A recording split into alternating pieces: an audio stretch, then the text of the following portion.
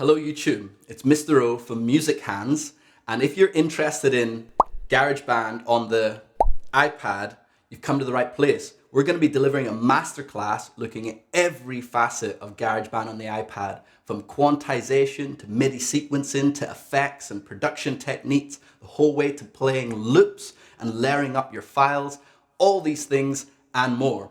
So if you're a student still at school, like some of you are, hey to all my Music Hands students out there, or you may be a professional musician, a part-time musician, a singer, a guitar player.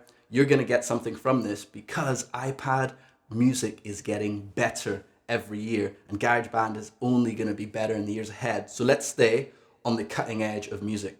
So tune in over the next few weeks and see what we're up to. And if you have an idea of what you would like, you know what to do, right? Drop it in the comments. I'll see you soon. Peace.